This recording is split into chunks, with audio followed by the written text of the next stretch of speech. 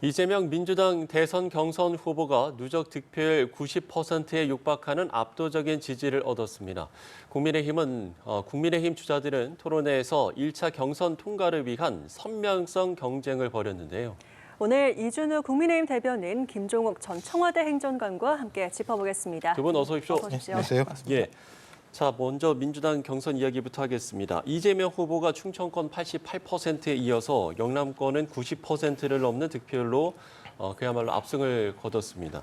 일단 지금까지 결과는 어떻게 보셨고 또 앞으로 남은 순회 경선 또 일반 국민대상 여론조사 결과까지 좀 전망을 해본다면 어떻게 전망하시겠습니까?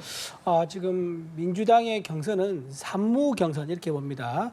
첫 번째 긴장이 없고요. 검증이 없고 또 재미가 없다. 이제 이렇게 볼 수 있겠죠. 너무 뻔하게 지금 후보가 정해져 있는 상황이기 때문에 지금 국민들의 눈과 귀를 좀 끌어당기지 못하는 그런 면이 있는 거고 지난번에 이제 그 충청권에 이어서 이번에 경남권 했는데 지난번보다 조금 투표 참여 올라간 것 같더라고요. 보니까는 아마도 지난번 투표 참여에 저조했기 때문에 이걸 좀 끌어올리려고 노력한 게 아니겠느냐 이런 생각이 드는 거고 네. 지금 2등, 3등한 이제 후보들이 지금 두 자릿수를 아직 못 내고 있단 말이에요.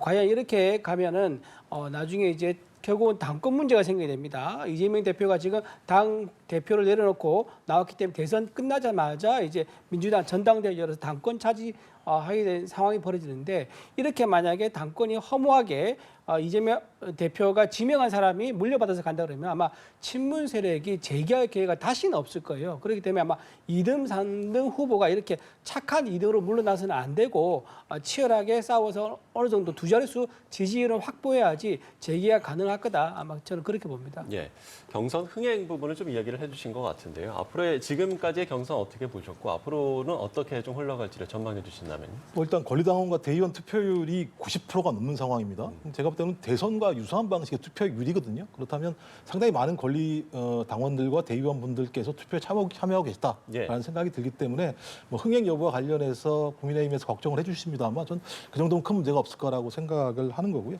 가장 중요한 문제는 이재명 지금 후보가 1등을 달리고 있는 가장 중요한 이유 중에 하나는 뭐냐면 지금 아시겠습니다만 3년 내내 대선 후보로서 1위를 계속 유지하고 있는 상황이고 또 당대표로서 지난 국회의원 선거에서 여야가 192대 108이라고는 압승을 했다. 이런 어떤 나름대로 능력에 대한 신뢰가 있었던 것 같고요. 두 번째로는 내란 친위 쿠데타 과정에서 보여준 민주당과 야당의 어떤 단호한 어떤 대응 이 과정에서의 또 국민들의 신뢰가 좀 높았던 측면도 분명히 있는 것 같습니다. 그리고 이 과정 이후에 나름대로의 정책적 유연성들을 보였다는 측면에서 중도층 같은 경우도 상당히 좀 예를 들면 지지율 자체에 반응이 있었다는 생각이 들고 또 하나는 뭐 국민의힘이랑 정부 여당에서 3년 내내 이재명 당대표만 공격을 하지 않았습니까? 거기에 대한 미안함도 있었을 거라고 생각이 들어요. 그래서 이런 흐름들이 모여졌고 이런 힘들을 강하게 만들어서 이번 정권 교체는 좀 압도적인 승리를 해야 된다는 생각들이 강하기 때문에 어떤 그런 차원들의 권리당원과 대의원들의 힘이 결집된 것 같고 국민 여론조사 흐름을 보더라도 대체적으로 그런 흐름들로 가고 있는 상황이기 때문에 대세에는 큰 제가 볼 때 지장이 없을 거라는 생각이 들어서 저는 나름대로 좀 의미 있게 순풍을 타고 있는 민주당의 경선이라고 저는 생각을 합니다. 네. 이재명 후보의 압승 이유가 어디에 있을지를 좀 꼽아주셨는데 이렇게 반전 없는 이재명 독주에 좀 고심이 큰 의원들이 있을 겁니다. 다른 후보 김경수, 김동연 두 후보가 있는데 남은 경선에서 좀 어떤 전략이 필요할 거라고 보시는지요? 이렇게 지금 이제 아까 잠깐 말씀했지만 착한 2등은 의미가 없습니다. 왜냐하면 이재명 대표의 그동안 이제 보여준 스타일을 보면요, 일극 체제를 완성하기 위해서 비명 행사를 했지 않습니까? 본인과 반대 목소리를 낸 의원들은 있지 않습니다. 반드시 보복을 해서 공천에서 전부 다 배제시켜 버렸습니다. 그렇다면 착한 2등 무슨 의미가 있겠습니까? 여기서 본인이 무시할 수 없는 지지율과 경쟁력이 있다는 것을 보여줘야지 오히려 더 힘 있는 존재감을 이제 나타낼 수 있을 건데요. 제가 아까 말씀드린 것처럼 이제 강한 지금 당권 주자들이 지금 대기 중입니다. 정청래 의원이라든가 김민석 의원 그리고 최민희 의원 등 이런 분들이 계신데 이재명 대표가 지명을 해서 그런 당권 차지하신 분들한테 어떻게 속을 할 수 있겠습니까? 내년에 지방선거가 있습니다. 지방선거가 있기 때문에 이분들한테 뭐 이제 착하게 2등했다 해서 되는 게 아니라 이분들이 무시할 수 없을 만큼의 지지율을 이번 경선에서 가지고 있어야지 받아야지만 내년에 지방선거에 김동연 지사라든가 김경수 지사 이런 분들이 경쟁력이 있고 가능성을 좀 점쳐볼 수 있는 겁니다. 그렇기 때문에 이번에 이렇게 힘없이 한 자릿수로 무너진다 그러면 아마 아까 말씀드린 대로 이분들 아마 정치 재개가 힘들지 않을까 그렇게 생각하기 때문에 좀 치열한 검증 좀 해주시면 좀 의미 있는 기회가 좀 만들어지지 않을까 그렇게 생각합니다. 네, 착한 리듬은 필요 없다. 좀 치열한 검증이 필요할 것 같다. 이런 말씀을 해주셨는데 역시 김경수, 김동연 두 후보 구체적으로 좀 어떤 전략이 필요할까요? 아니 착한 1등, 착한 2등이 돼야 되는 거 아니겠습니까? 선거라고 하는 것이 누구와 누구를 죽이는 싸움이 아니기 때문에 1등, 2등, 2등, 2등 정도를 걸어야 되는 거죠. 뭐 예를 들면 내란을 일으켜가지고 자기의 권력을 확대하려고 하다 보니까 헌재에서 파멸을 당한 거 아니겠습니까? 전 그래서 정도를 걷는 것이 정치다 생각하고 그런 길을 걸었을 때 국민들이 끝내 신뢰를 준다고 생각을 하는데요. 지금 민주당에 있는 유권자는 민주당을 지지하고 있는 유권자분들의 가장 중요한 상황은 지금 비상 상황이다. 그러니까 일상적으로 5년마다 선거가 온 게 아니라 친위 쿠데타 내란을 통해서 파면당한 대통령이 존재했었기 때문에 정권 교체라고 하는 부분들은 국민들이 상당히 많은 분들이 요구할 거다. 그랬을 때 압도적인 표차로 어떤 정권 교체를 하기 위해서라도 강력한 후보를 만들어야 되겠다라고 하는 어떤 흐름이 가장 크기 때문에 이재명 후보에게 좀 집중화되는 측면들이 분명히 있습니다. 그렇다고 하더라도 김경수 후보, 그다음에 김동연 후보 같은 경우 국민이 요구하는 게 분명히 윤석열 정부 3년 동안 무너진 경제를 살릴 수 있는 대안이 어떤 것인가. 김동연 후보 같은 경우는 거기에 나름대로의 본인의 어떤 능력이 있기 때문에 그런 부분들을 강조한다거나 아니면 또 무너진 민생 문제와 관련해서 얼마만큼 그런 자영업자들과 이런 분들과 공감할 수 있는 것인가의 공감의 능력을 보여준다라는 거. 그다음에 내란 때문에 많은 국민들이 분노했는데 이 분노한 어떤 국민들의 화답하기 위해서 내란이 앞으로 발생하지 않도록 어떤 방향을 내올 것인가. 전 이런 부분들에 대해서 의미 있는 어떤 지점들을 만들어낸다면 그런 분들 같은 경우는 이후라도 국민들에게 나름대로 의미 있는 정치인, 능력 있는 정치인으로 판단이 될 거라는 생각이 들고요. 또 하나는 이제 김경수 후보 같은 경우는 친문, 친노의 적자라고 얘기하기 때문에 또 그다음에 그 영남 지역을 근거로 두고 있기 때문에 이런 지역에서 정권 교체에 본인이 좀 많은 역할을 하신다면 또 김동연 후보 같은 경우는 오랜 공직 생활을 했었기 때문에 중도적 이미지가 강하시고 또 관료로서의 능력들을 가지고 계시기 때문에 이런 부분을 통해서 더 많은 외연을 확장하시는 역할을 하신다면 저는 이후라도 그분들의 쓰임새는 분명히 과정에서 나올 거라는 생각이 들기 때문에 앞으로 제가 볼 때 오히려 더 저희 그 수도권에서 좀 선전을 하신다면 저는 의미 있는 어떤 이미지를 남기지 않으실까 이렇게 생각을 합니다. 예. 저는 이번에 만약에 이제 민주당에서 경선을 흥행시키려 했다 그러면요. 박용진 의원이라든가 전 의원이라든가 이광재 전 도지사, 전재수 의원, 김부겸 전 총리, 김두관 전 도지사 이런 분들까지 다 참여를 해가지고 흥행 좀 바람을 불어키고 이재명 대표에 대한 쓴소리도 하고 이렇게 했어야 되는데 지금 전혀 그러지 않고 바람 한 점 없는 무풍 경선을 하고 있다. 더군다나 조국 혁신당에서 조국 대표가 뭐라고 했냐면은 만약에 민주당 후보가 결정되면은 조국 혁신당의 후보인 것처럼 다 나서서 돕자라고 했거든요. 근데 조국 혁신당 입장에서 그럴 수밖에 없습니다. 왜냐하면 조국 전 대표 본인이 지금 감옥에 있지 않습니까? 이재명 대표가 된다 그러면 한 가지 희망이 있는 거죠. 특별 사면이라는 그런 한 가지 희망을 걸기 때문에 정략적으로 접근하고 있는 거고요. 개혁신당 같은 경우 3명의 의석에도 불구하고 대수 후보를 냈습니다. 13개 넘는 조국 혁신당이 왜 후보를 내지 않겠습니까? 이렇게 일극체제, 신의 사제라 불리는 이재명 대표에 대한 정치 보복이라든가 어떤 그런 두려움 때문에 이렇게 무풍지대 경선이 이루어지고 있는 거다. 그래서 국민들이 아마 또 잘 판단하실 거다. 저는 그래 봅니다. 네, 마찬가지로 짧게 발언 듣고 국민의힘 계속 이야기로 넘어가겠습니다. 정치보복 이렇게 예를 들면 발생하지 않는 부분을 가지고 말씀하시는 건 타당하지 않고요. 정치보복을 할 수 있는 권한을 갖지도 않았는데 정치보복을 할 거라고 말씀하시는 건 제가 볼 때는 오히려 국민들이 봤을 때는 윤석열 정부로 보이겠죠. 윤석열 정부가 3년 내내 이재명 당대표를 탈탈 털었습니다만 결론적으로 위증교사 사건이든 공직선거법 사건이든 다 무죄가 난 상황이기 때문에 저는 이렇게 매번 말씀드립니다만 이런 부분에 대해서 먼저 사과하시고 난 다음에 정치보복의 가능성이 있는지 없는지 말씀하시는 게 저는 오히려 타당하다는 말씀을 드리고 경선 과정에서요 아무런 게 없었던 게 아닙니다. 예를 들면 부산 지역, 영남 지역 같은 경우에 메가시티를 어떻게 만들어낼 것인가라고 하는 구체적인 경제적인 문제, 그다음에 지역적인 문제를 얘기했었고요. 그다음에 행정수도 이전문제를 어떻게 할 것인가의 문제, 그다음에 윤석열 정부가 하여튼 가장 최초로부터 무너지기 시작했던 이유 중에 하나가 국민에게 물어보지 않고 용산으로 이전한 문제가 분명히 있었거든요. 이런 문제에 대한 토론들이 활발하게 벌어지고 있습니다. 저는 오히려 이런 토론들이 국민들에게 훨씬 더 생산적인 토론이라는 생각이 들기 때문에 예. 좀 국민의힘도 앞으로 이런 부분으로 좀 정책적인 논쟁을 벌임으로써 여야 모두가 국민들에게 국민의 삶의 문제, 정책의 문제를 가지고 토론하는구나라고 하는 모습으로 가시는 것이 더 타당한 방법이 아닐까 예, 생각합니다. 알겠습니다. 자, 두 분의 의견 시청자 여러분들께서도 잘 들으셨을 거라고 생각을 하고요. 자, 국민의힘 이야기로 넘어가 보겠습니다. 오늘 이제 이른바 죽음의 조라고 불리는 비조 후보 경선 토론회까지 그야말로 1차 경선 토론회가 이제 모두 마무리가 됐습니다. 일단 과연 이제 그 2차 경선에 오를 4인이 누가 되는 것일까? 이 부분이 이제 가장 큰 관심사일 텐데 네 명 어떻게 좀 전망을 하십니까? 다 여기 이준우 대변인께서 더 잘 아실 건데 제가 그쪽 당 사정을 잘 아는 건 아닙니다만 제 생각에는 홍준표 후보, 그다음에 김문수 후보, 한동훈 후보, 뭐 안철수 후보에게는 좀 미안한 얘기입니다만 나경원 후보 이 4인이 아마 최종 결선, 4인 결선에 올라갈 거라는 생각이 들고요.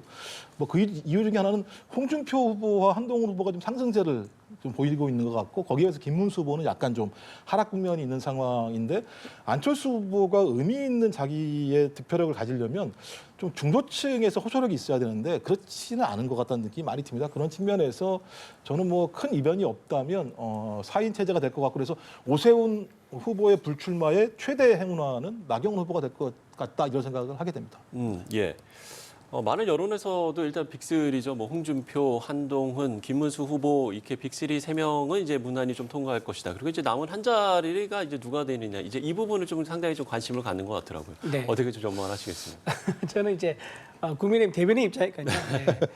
저는 이제 김문수 이제 장관하고 이제 홍준표 시장 이 두 분은 이제 확정적으로 이제 들어갈 것 같아요. 예. 근데 이제 3, 4위, 그러니까 두 자리 두고 아마 3명이 각축적으로 벌리는 것 같습니다. 한동훈 후보가 3위로 들어가느냐, 4위로 들어가느냐 이 문제가 저는 뭐 3위로 얘기할 수도 있지만 저는 그게 쉽지 않을 수도 있다라고 생각을 좀 하고요. 지금 나경원 후보하고 안철수 후보 이제 두 분의 경쟁에서 보면 나경원 후보가 얼마 전에 드럼통을 좀 히트시키지 않습니까? 드럼통 히트시키면서 좀 이제 젊은 층한테 소구가 많이 되는데 지금 젊은 층들이 투표에 많이 참여를 하는 추세란 말이에요. 그렇다 그러면 나경원 후보가 약진을 해서 좀 들어가지 않을까? 그래서 이게 3위 내지 4위 이렇게 나경원 후보 들어갈 수 있을 거다. 이렇게 해서 4명이 결정이 될 것 같고 안철수 후보가 조금 주춤하는 것 같아요. 지난번 이제 전전 이제 대선에서는 이제 문재인 전 대통령 당선되던 시절 그때는 3위까지 하면서 21%로 굉장히 큰 표를 얻었었거든요. 근데 그 이후에 좀 뚜렷한 행보를 좀 보이지 못한 게 조금 패착인 것 같고요. 네. 이번에도 지금 국민의힘에서 이제 대선 주자 나서기에는 조금 늦게 준비한 게 아닌가 좀 이런 좀 얘기도 있는 것 같기도 해서 나경원 후보가 이번에는 아까 말씀하신 것처럼 오세훈 이제 서울시장의 불출마의 좀 혜택을 나경원이 좀 가지지 않았을까 좀 그렇게 생각해 봅니다. 예. 안철수 후보와 지금 나경원 후보 이야기가 나와서 짚어보자면 안철수 후보가 오늘 나경원, 김문수, 홍준표 후보를 거론을 하면서 전광훈 당으로 가라. 죄송합니다. 정광훈 당으로 가라라고 질타를 했습니다. 이에 나 후보는 남의 둥지 알을 낳는 뻐꾸기다라고 맞받는 이런 상황들이 있었는데요. 이 상황 어떻게 보셨을까요? 정서 이런 걸 말씀하시는 걸 보면서 이게 대선 후보를 뽑기 위한 경선인지 아니면 당의 권력을 장악하려고 하는 선거인지 이거 잘 모르겠어요. 그러니까 이게 쟁점일까?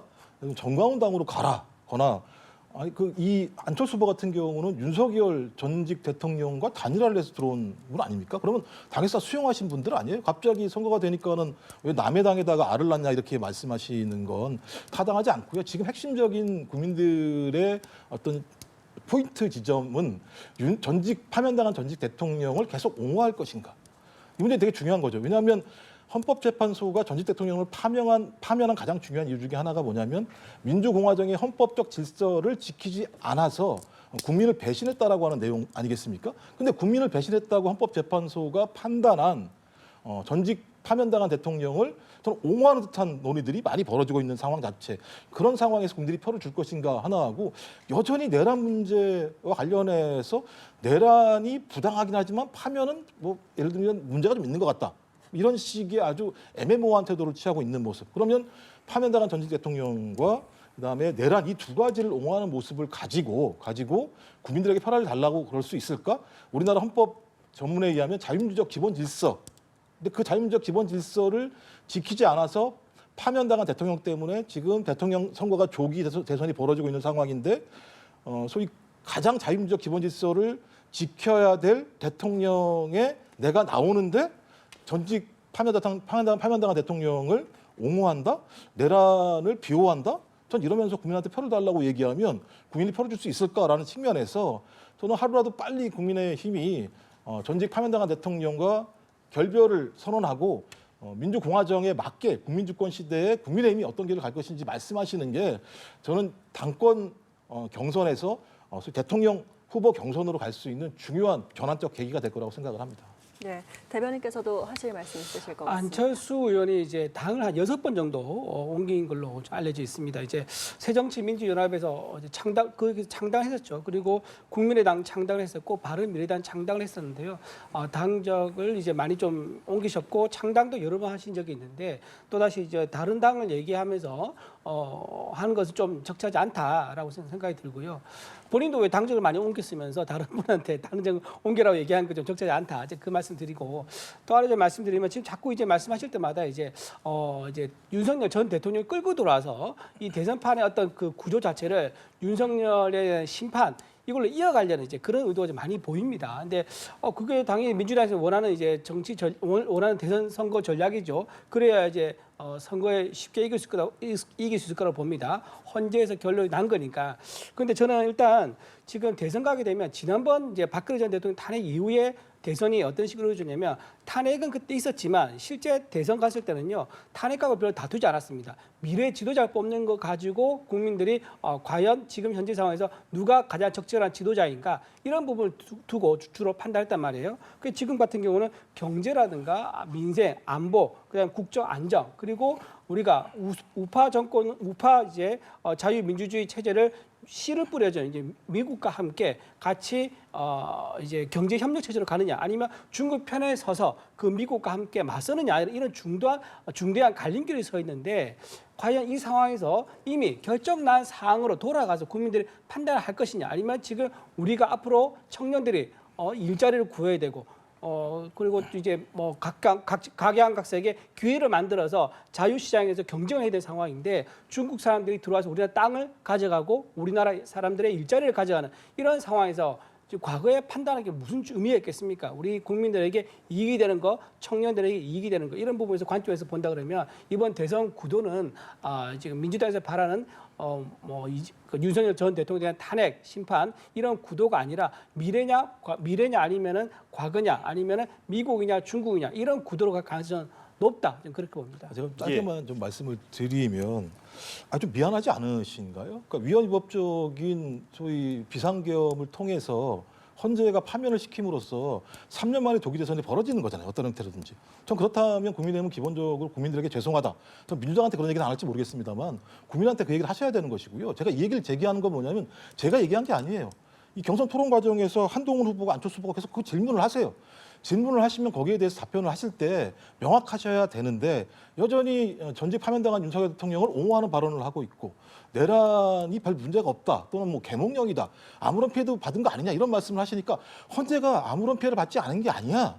이렇게 행위를 하면 대통령은 파면당해라고 얘기했음에도 불구하고 그런 말씀을 하시니 그렇게 하시면 국민들이 신뢰를 줄 수 있겠는가? 따라서 방향을 바꾸시라고 제가 조언을 드린 겁니다. 다른 게 아니라. 예.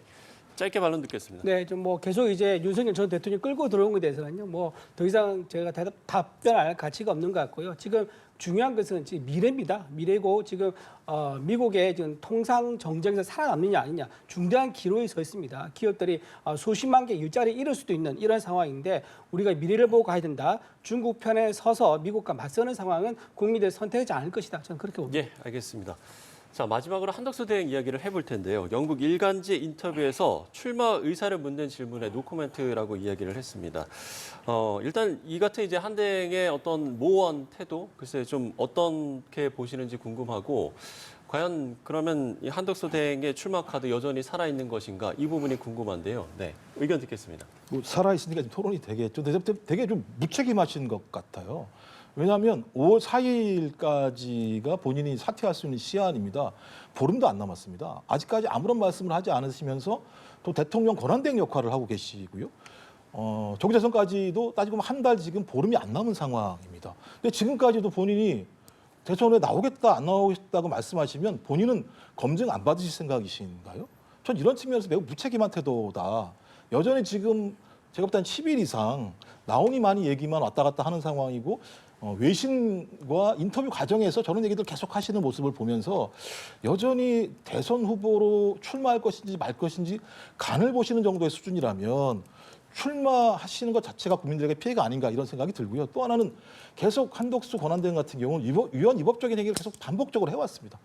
그래서 초기에 소위 정당목 3인의 헌법재판관들을 임명하지 않음으로써 헌재가 자기 작동을 하지 못하도록 만들었던 문제가 있었었고요. 그 위에 헌재가 해야 된다라고 얘기했음에도 불구하고 그 행위를 하지 않으셨고 마지막에 소위 마은혁 헌법재판관을 임명하면서 본인에게 할 수 없는 권한임에도 불구하고 자기 권한이라고 우기면서까지 2명의 헌법재판관들을 임명해서 가처분 신청해서 그분들에 대한 효력이 정지된 상황까지 만드신 분이라면 여기서 사과라도 하셔야 되는데 국민한테 사과도 안 하시고 나올지 안 나올지 말씀도 안 하신다면 저는 이런 분이 대통령 되면 국민들이 뭐 제가 대통령 될 가능성이 높지 않다고 생각합니다만 국민들이 신뢰할 수 있을까요? 저는 그래서 빨리 내일이라도 결정하십시오. 결정하셔서 책임 정치, 그다음에 책임 있는 정치인으로서의 모습을 보이는 것이 저는 그나마 지금까지 국민에게 잘못해왔던 한덕수 권한대행이 그런 부분들에 대해서 국민들에게 사죄할 수 있는 길이라고 생각을 합니다. 예, 지금 한대행의 발언을 두고 정치권에서도 좀 갑론을박이 이어지고 있는 것 같고요. 국민의힘 내부에서도 지금 후보들 사이에서 각기 이제 다른 반응들이 좀 나오고 있는데 지금의 이런 어떤 행보라든지 앞으로 좀 어떻게 보시는지 궁금한데요. 아마 지금 이재명 대표는 지금 한덕수 권한대행에 대해서 가장 껄끄러운 상대로 생각한 것 같아요. 그러다 보니까 한덕수 권한대행에 대해서라면 조금만 뭐 말이 나와도 일거수일투족 반응을 하고 이제 예민하게 반응하시는데 그만큼 이제 가장 경쟁력 있는 상대다. 이제 그걸 역설적으로 보여준 게 아닌가 싶은 생각이 들고요. 한덕수 권한대행의 가장 큰 장점은 경제 관료로서 50년 동안 경력을 쌓은 최고 안정감 있는 행정 관료 출신이라는 겁니다. 그런데 이재명 대표는 경제에 대해서 사실 잘 모르죠. 그리고 사회주의적인 경제 정책을 도입하려고 했었었고요. 이제 이런 부분에서 가장 대비되다 보니까는 좀 한덕수 권한대행 일거수일투족 관심 있는 게 아니겠느냐 생각이 들고요. 트럼프 대통령이 지난번 전화 통화에서 대선 나올 거냐 물어봤었죠. 그리고 이번에 영국 일간지 파이낸셜 타임즈도 또 물어봤습니다. 네. 그게 무슨 말이냐? 전 세계에 있는 글로벌 리더들이 한덕수 권한대행의 어떤 국가 지도자로서의 어떤 행보에 대해서 관심을 가지고 있고 그런 급으로 보고 있다는 거예요. 근데 똑같은 일간지죠. 영국의 파이낸셜 타임즈가 이재명 대표에 대해서 뭐라고 했냐면 좌파 선동가라고 이미 외신에서 보도를 한 적이 있습니다. 그러니까 외국에서 보는 시선은요. 한덕수 권한에 대해서 지도자감으로서 좀 의미가 있는 사람이라고 그런 시선이 묻어나고 이재명 대표에 대해서는 좌파 선동가라 좀 위험하지 않느냐, 좀 불안하지 않느냐 이런 시선이 외신 보도에서 묻어나 있는 상황인 거예요. 이제 이거를 국민들이 어떻게 소화되느냐, 즉 한덕수 권한대행이 민심의 바다에서 저절로 부상을 해가지고 국민적 선택을 받을 수 있는 상황이 올 수 있느냐 없느냐, 이거는 국민의힘의 경선 이후에 아마 자연스럽게 민심의 바다에서 국민들이 아마 결정해 주시지 않을까, 저는 그렇게 생각합니다. 저도 잠깐 좀 반론을 해야 될 것 같은데요. 아니 뭐 예를 들면 한덕수 권한대행의 얘기에 대해서 이재명 당대표가 굉장히 예를 들어 반응이 많다 그랬는데 딱 한마디 했습니다. 노코멘트라고. 노코멘트라고 이야기를 했죠. 그러니까 제가 볼 때는 사실관계를 이렇게 막 호도하시면 안 된다는 말씀이 들고 그다음에 계속 그 왜 전직 파면당한 대통령을 들고 나와서 선거에다 사용하다는 그래서 이념 잣대를 가지고 들어오시는 거잖아요. 아니 기본적으로 기본소득이라고 하는 개념 같은 경우는요. 좌파만 하는 게 아니에요.